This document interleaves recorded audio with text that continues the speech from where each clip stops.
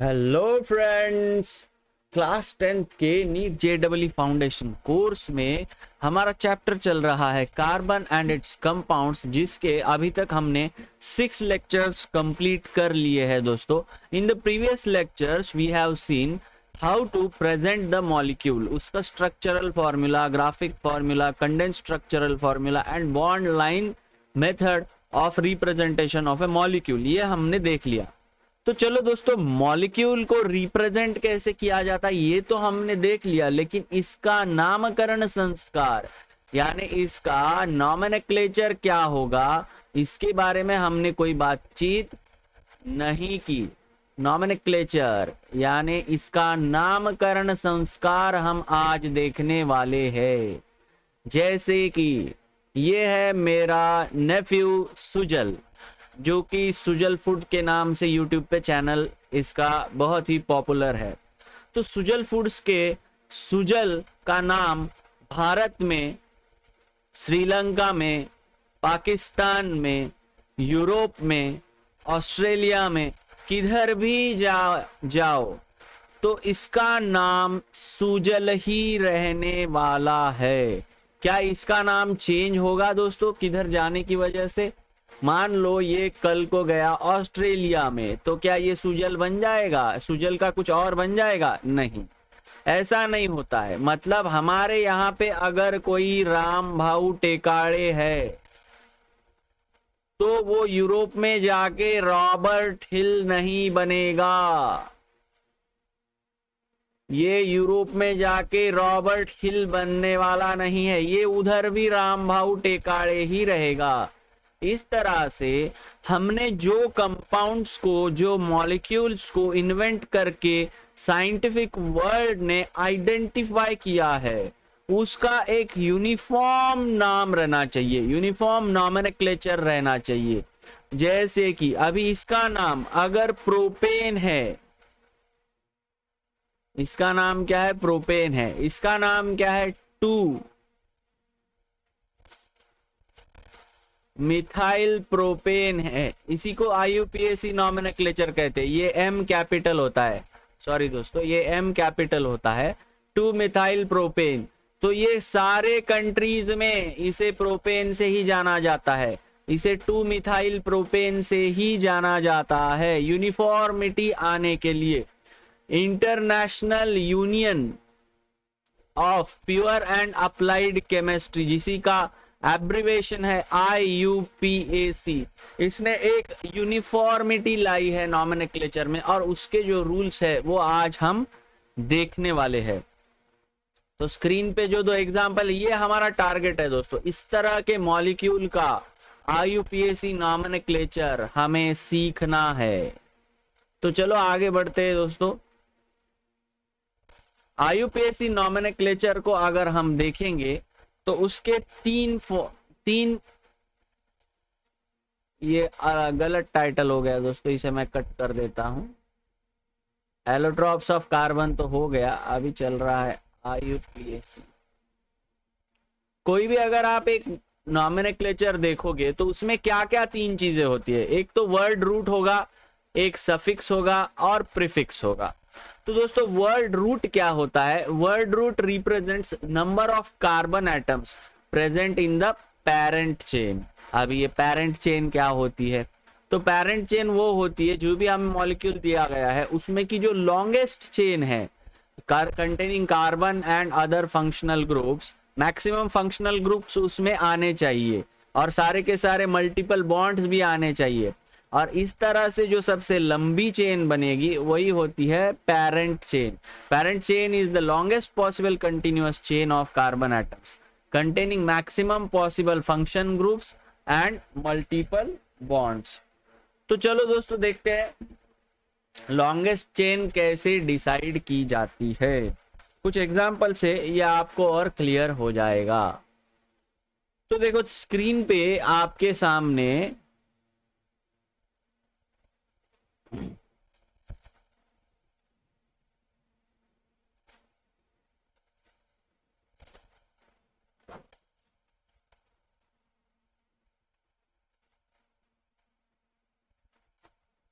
दो कंपाउंड्स है दोस्तों। अभी इसकी मुझे लंबी, सबसे लंबी चेन कौन सी है, longest chain, parent chain decide करना है। तो देखो जिसमें ज्यादा से ज्यादा कार्बन आने चाहिए सारे, अगर मल्टीपल बॉन्ड्स और फंक्शनल ग्रुप्स है तो वो भी आने चाहिए। तो देखो 1 1 2 3 4 5, अगर मैं इस तरह से स्ट्रेट डायरेक्शन में जाता हूं तो मुझे मिलने वाले हैं 5 कार्बन। और ये भी एक चेन पॉसिबल हो सकती है, देखो दोस्तों 1 2 3 4, लेकिन इधर कितने कार्बन आ रहे हैं, 4 ही कार्बन आ रहे हैं। तो मैं कौन सी चेन लूंगा, ये वाली स्ट्रेट चेन लूंगा। अभी दूसरा वाला एग्जांपल देखो, जनरल हमारा माइंडसेट क्या रहता है दोस्तों, जो हमें स्ट्रेट वे में दिख रही है वही लॉन्गेस्ट चेन हम एज्यूम करने के लिए हमारा ब्रेन इंक्लाइंड होता है या ना दोस्तों। तो अभी सेकंड एग्जांपल में देखो 1 2, इस तरह से अगर मैं लॉन्गेस्ट चेन सेलेक्ट करता हूं तो मेरे भाई मुझे बताओ इधर कितने कार्बन आने वाले हैं, 1 2 3 4। लेकिन ये सही है क्या, नहीं है।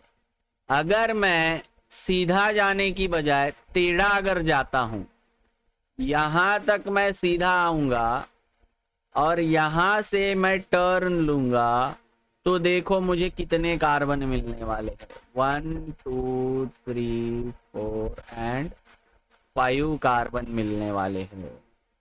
तो इस तरह से दोस्तों आपको लॉन्गेस्ट चेन डिसाइड करनी है।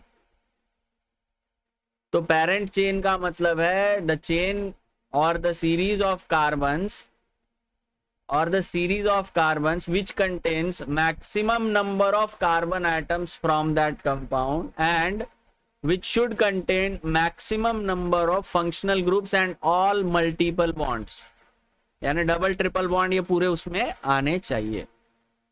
तो ये ग्लिम्स ही थी, आगे आने वाले कुछ एग्जांपल्स में आपका और ये डिटेल में क्लियर हो जाएगा। आई होप मोटा मोटी ये आपको फील आया होगा कि पेरेंट चेन क्या होती है। आपके IUPAC नॉमेनक्लेचर के ये जो 3 पार्ट है important, identifying the word root, suffix and prefix.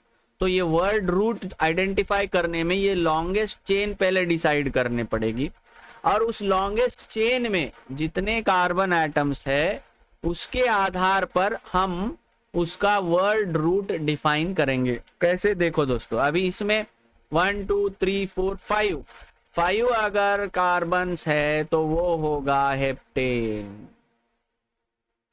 इसके बाद में और इसमें देखो कि इसमें भी कितने कार्बन्स है, 1 2 3 4 5, यानी इसका वर्ड रूट होगा पेंट, इसका वर्ड रूट होगा पेंट। लेकिन इसमें कोई भी डबल बॉन्ड है क्या, नहीं है, तो इसके आगे लगेगा ANE सफिक्स, ये हो गया सफिक्स। ये ANE क्या है, सफिक्स। और अल्कीन के लिए क्या सफिक्स है, अल्काइन के लिए अगर मान लो इसमें कोई डबल बॉन्ड प्रेजेंट होता तो इसे हम क्या कहते, हेप्टीन, इसे क्या कहते, pentene, depending on the position of double and triple bond. और एक उसमें उसका नंबर भी डिनोट करना पड़ता है, वो हम मल्टीपल बॉन्ड्स के IUPAC में देखेंगे। फिलहाल हम अल्केन्स का ही नॉमेनक्लेचर देख रहे हैं, नहीं तो आप कंफ्यूज हो जाओगे, एक ही समय सब कुछ आएगा। तो अभी तक हमने 2 चीज डिस्कस कर ली। सबसे पहला हमने देखा पेरेंट चेन को डिसाइड करना, उसके आधार पर हम देखेंगे वर्ड रूट क्या है, उसके आधार पर वर्ड रूट के बाद में हम उस वर्ड रूट के बाद में हम क्या करेंगे, उसमें मल्टीपल बॉन्ड्स है क्या देख के उसे प्रॉपर सफिक्स लगाएंगे। और इसी के साथ में अगर समझो उसमें कोई फिनोलिक ग्रुप है और एक कोई फंक्शनल ग्रुप है, जैसे कार्बोक्सिलिक एसिड होता है, हमने बहुत सारे फंक्शनल ग्रुप देखे ना, तो उसमें से मान लो कोई फंक्शनल ग्रुप है तो उसके लिए भी कुछ आगे लगाना पड़ेगा। जैसे अल्कोहल है तो हम क्या करते हैं, मिथेनॉल, इथेनॉल फॉर एग्जांपल। अभी अगर समझो ये कंपाउंड है,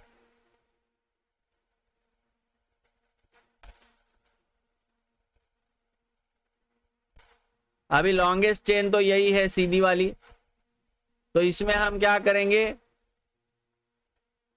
3 कार्बन है तो वर्ड रूट क्या हो गया, प्रोप, है ना। और कोई डबल बॉन्ड है क्या, नहीं है, तो सफिक्स होगा ANE।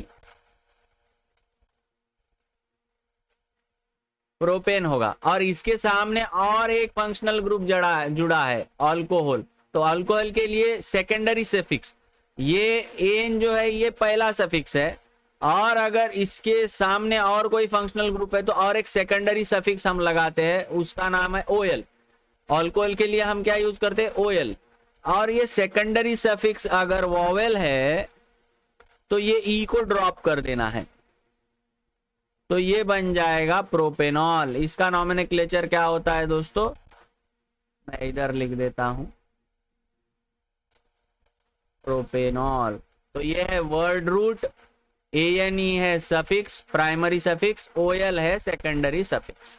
और प्रीफिक्स क्या होता है दोस्तों, प्रीफिक्स यानी हमने पेरेंट चेन डिसाइड करने के बाद में ये जो सब्स्टिट्यूएंट होते हैं साइड में, उसके लिए डिपेंडिंग ऑन दैट सब्स्टिट्यूएंट हम उस आईयूपीएसी नॉमेनक्लेचर के पहले कुछ प्रीफिक्स लगाते हैं। अगर CH3 ग्रुप है तो मिथाइल, C2H5 ग्रुप है तो इथाइल। इस तरह से डिपेंडिंग ऑन द सब्स्टिट्यूएंट हम उस आईयूपीएसी नॉमेनक्लेचर में के शुरू में जो लिखते हैं वो होता है प्रीफिक्स। तो हमने देख लिया अभी तक कि आईयूपीएसी नॉमेनक्लेचर का फ्रेम कैसे है। तो सबसे पहले आएगा प्रीफिक्स,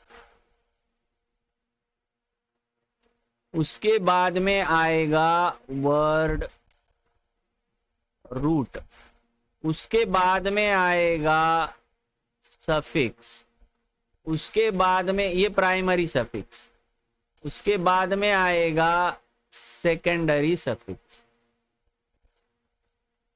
तो उसी आधार पर चलो देखते हैं इसका नॉमेनक्लेचर क्या होगा, पेरेंट चेन क्या होगी। तो देखो दोस्तों, मैं अगर सीधे जाऊंगा तो 4 कार्बन आइटम मिलेंगे, लेकिन ऐसे अगर मैं टेढ़े आ जाऊंगा तो मुझे कितने मिलेंगे, 1 2 3 4 5। इसे मैं और थोड़ा अच्छे से लिखता हूं तो ये आपको ज्यादा समझ में आ जाएगा। ये देखो ये क्या है, CH3 CH2 CH, इस CH को C2H5 लगाए तो C2H5 को मैं इस तरह से लिख सकता हूं CH2 CH3, हाँ या ना दोस्तों। ऋषि ये क्लियर है, ऋषि यश ये रिप्रेजेंटेशन सबको क्लियर है क्या, इस C2H5 को मैं CH2 CH3 लिख सकता हूं। ओके, तो अभी इसकी नंबरिंग देखो क्या होती है,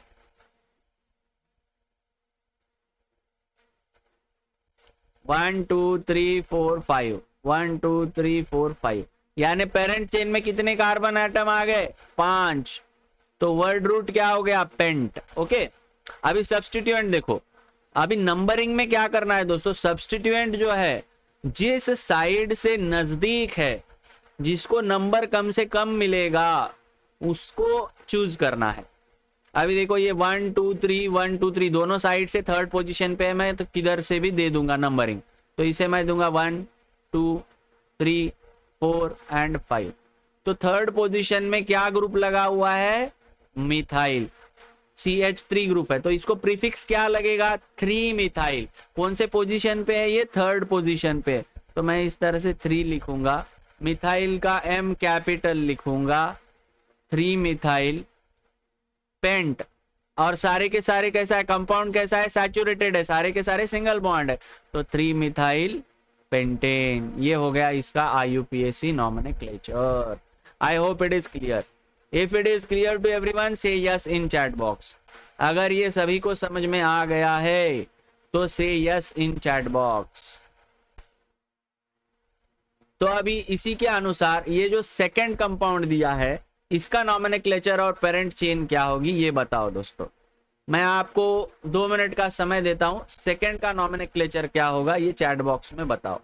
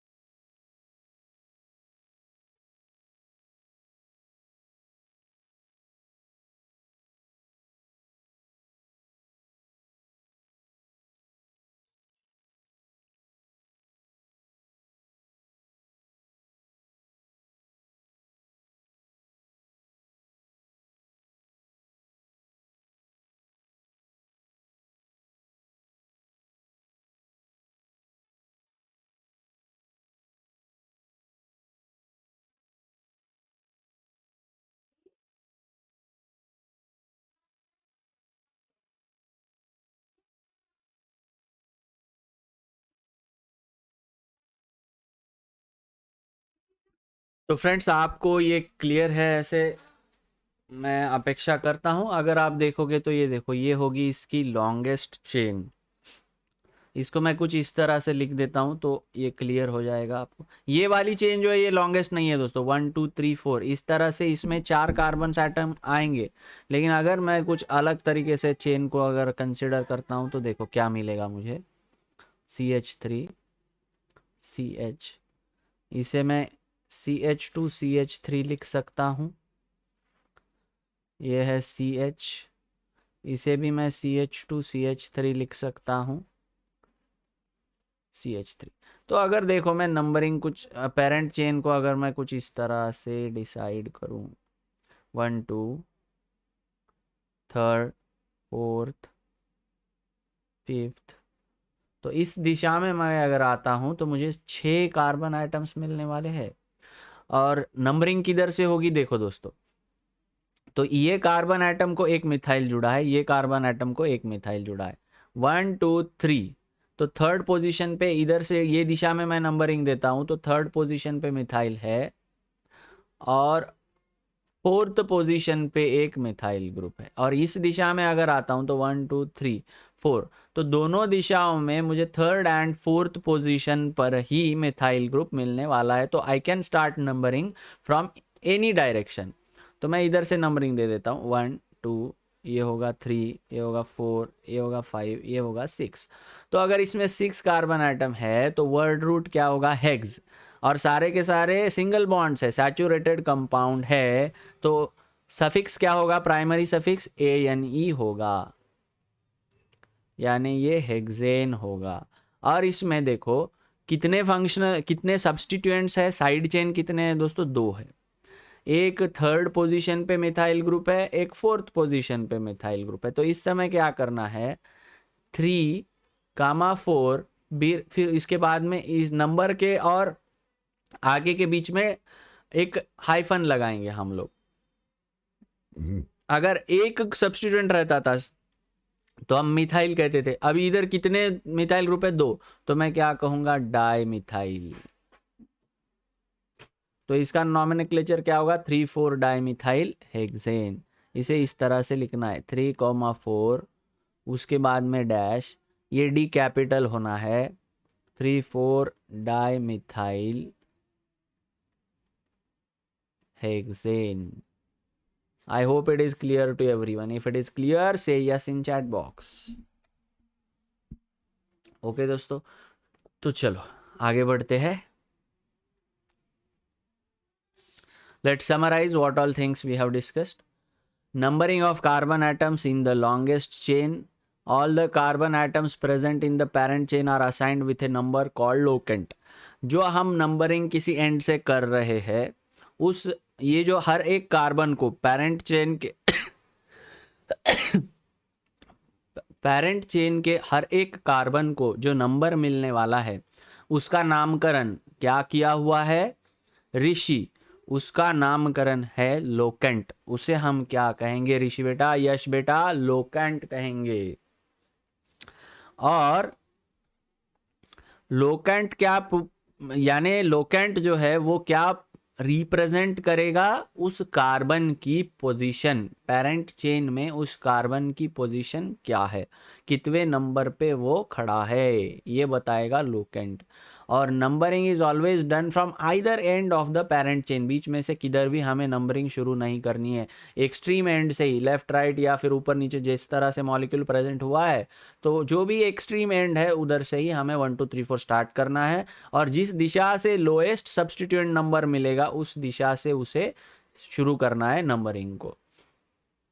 ओके दोस्तों, और अगर मल्टीपल सब्स्टिट्यूएंट्स है तो डाई ट्राई लगाना है उनको। और numbering should be such that the sum of locants of the side chain should be minimum, यानी उस लोकेंट के उसको जो नंबरिंग मिला है उसका सम जो है वो मिनिमम रहना चाहिए। इन शॉर्ट कि हमें जिस दिशा से सब्स्टिट्यूएंट नज़दीक है उसको चूज करना है। ये 2 एग्जाम्पल हम देखेंगे, इससे ये ज़्यादा क्लियर हो जाएगा। अभी इधर देखिए, तीन मिथाइल ग्रुप लगे हुए हैं इधर। इधर से मैं आऊँगा तो सेकेंड पोजीशन पर ही एक मिथाइल ग्रुप है, इधर से आऊंगा तो सेकेंड पोजीशन पर 2 मिथाइल ग्रुप है। तो चलो मैं देखता हूं, दोनों तरफ से हम नंबरिंग करके देखेंगे क्या होता है। ये पेरेंट चेन तो ये है, इसमें कोई वाद नहीं है। 1 2 3 4 5, 1 2 3 4 5, यानी वर्ड रूट होगा पेंटेन, सैचुरेटेड कंपाउंड है तो वर्ड रूट तो आ गया पेंटेन। अभी प्रीफिक्स देखो, मैं पहले क्या करता हूँ, इसे 1 देता हूँ और इसे 5 देता हूँ, 1 2 3 4 5। तो इधर क्या है, 2 मिथाइल और 4 के ऊपर भी 2 मिथाइल ग्रुप है, यानी मैं क्या करूँगा 2 comma 4 comma 4 tri methyl pentane. 3 बार मिथाइल ग्रुप आया तो मैं क्या कहूँगा, ट्राई मिथाइल पेंटेन। तो चलो, और अब मैं क्या करता हूँ, रिवर्स डायरेक्शन में नंबरिंग लेके देखता हूँ क्या मिलता है मुझे। 1 2 3 4 5, ठीक है। तो ये क्या होगा, देख 2 2 2 2 4 ट्राई मिथाइल पेंटेन। अभी ये जो लोकेंट की वैल्यू मिली है सब्स्टिट्यूएंट को, इनका सम देखो, इधर क्या आता है 2 + 4, ये आएगा 8। इधर क्या आएगा 4 + 4 + 2 = 10। तो रूल क्या कहता है हमारा कि लोकेंट की वैल्यू ऐसी रहनी चाहिए, इनका जो सम आना है वो लीस्ट आना चाहिए। इनका सम जो है, सेम टाइप के ग्रुप अगर सब्स्टिट्यूएंट के रूप में है तो इनका सम एडिशन के बाद जो आने वाला है वो लीस्ट आना चाहिए। वो कैसे आना चाहिए, लीस्ट आना चाहिए। तो कौन सा वाला रिप्रेजेंटेशन बराबर रहेगा दोस्तों, ये वाला, क्योंकि इसमें सम कितना है 8 है, इसमें सम कितना है 10 है। तो हमारी नंबरिंग किधर से शुरू होनी चाहिए, इस डायरेक्शन से। इसको मैं 1 दूंगा, इसको 2 दूंगा, इसको 3 दूंगा, इसको 4 दूंगा, इसको 5 दूंगा। इसी को कहते हैं लोएस्ट लोकेंट रूल और लोएस्ट सम रूल, यानी कम से कम वैल्यू रहने चाहिए लोकेंट के सम की। आई होप इट इज क्लियर। तो चलो इसे मिटा देता हूं, इन पॉइंट्स को लिख लो या फिर स्क्रीनशॉट ले लो। तो चलो आगे बढ़ते हैं। अगला वर्ड रूट आइडेंटिफाई हो गया, नॉमेनक्लेचर के बारे में सफिक्स प्रीफिक्स हमने डिसाइड कर लिया, और मोर देन 1 सब्स्टिट्यूएंट है तो डाई ट्राई लगाना है, ये भी हमने देख लिया। अभी देखते हैं कि मोर देन 1 सब्स्टिट्यूएंट तो है लेकिन अलग अलग सब्स्टिट्यूएंट है। अभी तक हमने क्या देखा था, सिर्फ मिथाइल ग्रुप ही प्रेजेंट था। अभी इस स्ट्रक्चर में देखो, इसमें एक इथाइल है एक मिथाइल है। तो अब क्या करना है, तो देखो सबसे पहला तो काम हमें ये करना है कि जिस दिशा से सबसे क्लोज हमें सब्स्टिट्यूएंट मिलना है उधर से हमें नंबरिंग शुरू करनी है। अगर दोनों दिशाओं से सेम पोजीशन पे अगर सब्स्टिट्यूएंट है तो जिस दिशा से लीस्ट लोकेंट वैल्यू, जिस दिशा से सम कम होगा उस दिशा से हमें नंबरिंग शुरू करनी है।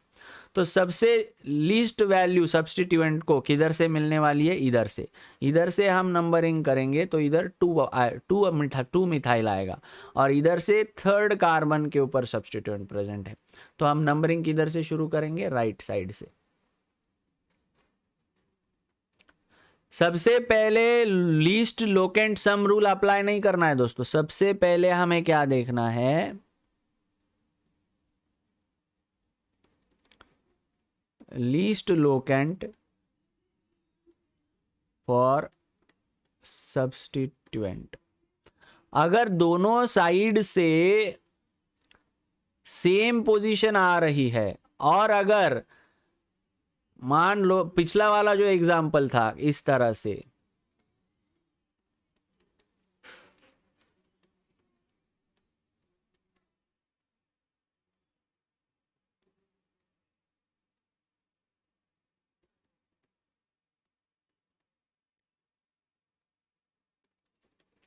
अभी इधर से सेकेंड पोजीशन पर ही मिथाइल ग्रुप है और इधर से सेकेंड पोजीशन पे 2 मिथाइल ग्रुप है। तो मैं अगर नंबरिंग इधर से शुरू कर दूं तो इसको 1 2 3 4 नंबर मिलेगा और 4 2 बार आएगा तो सम क्या होगा, बढ़ जाएगा। तो इसलिए मैं नंबरिंग किधर से शुरू करूंगा, इस एंड से। इसको 1 दूंगा, इसको 2 दूंगा, इसको 3 दूंगा, इसको 4 दूंगा। लेकिन अभी इधर देखो, सबसे पहला क्राइटेरिया क्या है, नियरेस्ट सब्सटीट्यूएंट हमें देखना है। उसके बाद में अगर सेम पोजीशन पे दो अलग अलग दो अगर सब्सटीट्यूएंट है तो वो ये सम वाला रूल अप्लाई करना है। तो इधर तो अगर मैं, आप लोग कहेंगे कि अगर मैं इधर से नंबरिंग देता हूं तो 3 मिथाइल 3 इथाइल होगा, और इधर से नंबरिंग देता हूं तो 1 2 3 4 इथाइल 4 मिथाइल होगा, तो ये सम बढ़ जाएगा। इसलिए आप अगर कहोगे मैं नंबरिंग इधर से करूंगा तो नहीं चलेगा, क्योंकि सबसे पहले हमें क्या देखना है, नियरेस्ट सब्सटीट्यूएंट किधर है, उसके बाद में देखना है सम को। आई होप इट इज क्लियर। तो इसमें मेरी नंबरिंग किधर से शुरू होगी दोस्तों, numbering will be from right hand side, क्योंकि मुझे पहला सब्सटीट्यूएंट सेकंड पोजीशन पे ही मिल जा रहा है, इधर से थर्ड पोजीशन पे मिलने वाला था। तो ये थर्ड हो गया, ये फोर्थ हो गया, ये फिफ्थ हो गया, ये सिक्स्थ हो गया। इस तरह से अभी हमारी पेरेंट चेन डिसाइड हो गई, जिसमें 6 कार्बन एटम है और सैचुरेटेड है। तो वर्ड रूट प्लस सफिक्स क्या हो जाएगा, हेक्सेन। अभी आई बात प्रीफिक्स की। तो प्रीफिक्स देखो दोस्तों, सेकेंड और फोर्थ पे मिथाइल ग्रुप है, तो 2,4 डाई मिथाइल बन जाएगा, और 4 पे एक इथाइल भी है। तो अल्फाबेटिकली जो पहले आता है उसे पहले लिख देना है। तो मैं क्या लिखूंगा, देखो दोस्तों, इसको इस तरह से लिखूंगा, 4 इथाइल कामा 2 4 हाइफन, अभी small letter, di methyl 2 4 di methyl hexane. Is it clear friends? 4 ethyl 2 4 di methyl hexane, ये होगा इसका नॉमेनक्लेचर। सेम वे में इधर देखो,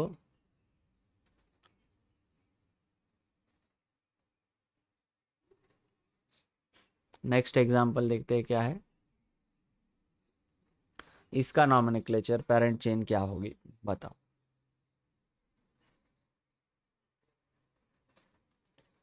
अभी 2 different alkyl groups in equivalent position है, तो हमें क्या करना है, अल्फाबेटिकली जो पहले आता है वो दिशा से हमें नंबरिंग करनी है।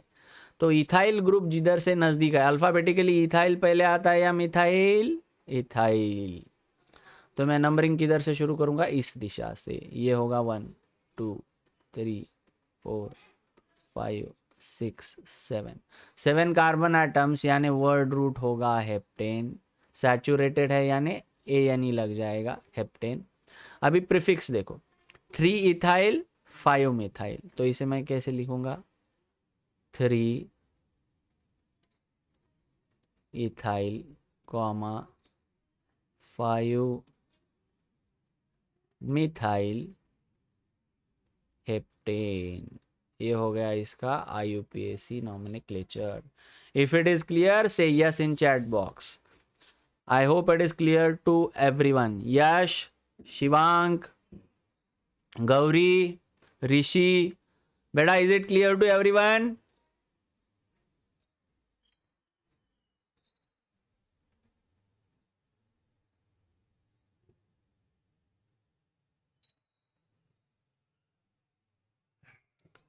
चलो आगे बढ़ते हैं।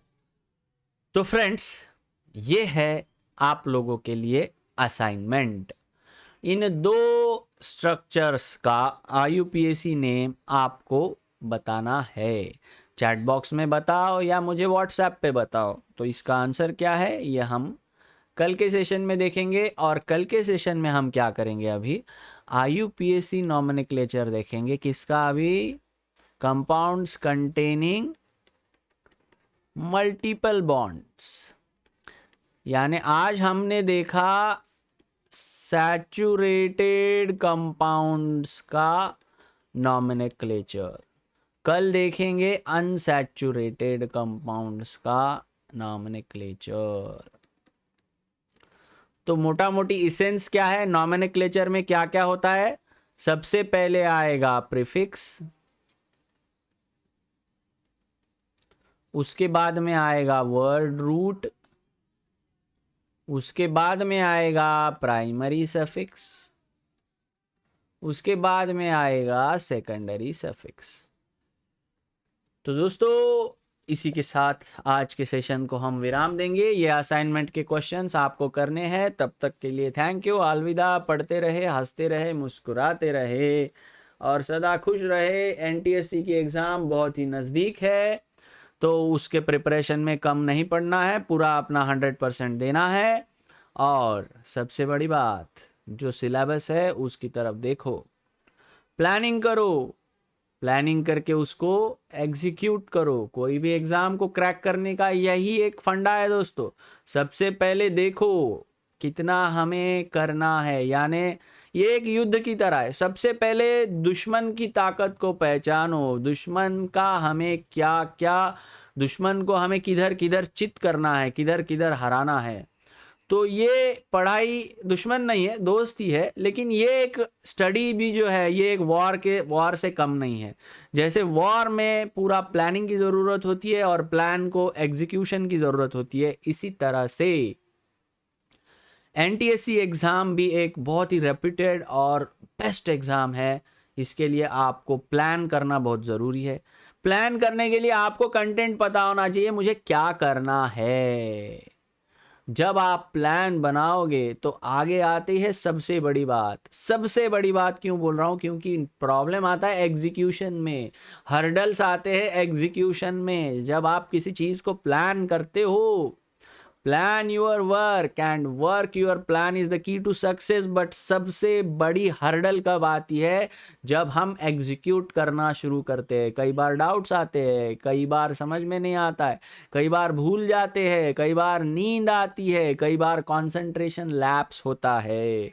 तो दोस्तों इस सब को ओवरकम करके हमें आगे बढ़ना है। यही सीक्रेट था, पिछली बैच में 13 स्टूडेंट्स ने एनटीएससी क्रैक किया था दोस्तों। तो सबसे बड़ी बात है प्लान करो, उसको एग्जीक्यूट करो, एग्जीक्यूशन में जो भी हर्डल्स आएंगे उसे ओवरकम करो और कंसंट्रेशन को लैप्स नहीं होने देना है। अगर आप 1 घंटा पढ़ाई कर रहे हो तो इस 1 घंटे में आपका पूरा का पूरा 100% कंसंट्रेशन उस पढ़ाई पे होना चाहिए, उस कंटेंट पे होना चाहिए। इसको माइग्रेट इधर उधर भटकने नहीं देना है। ओके दोस्तों, इसी के साथ आज हम अपने सेशन को विराम देते हैं। Thank you, thanks a lot.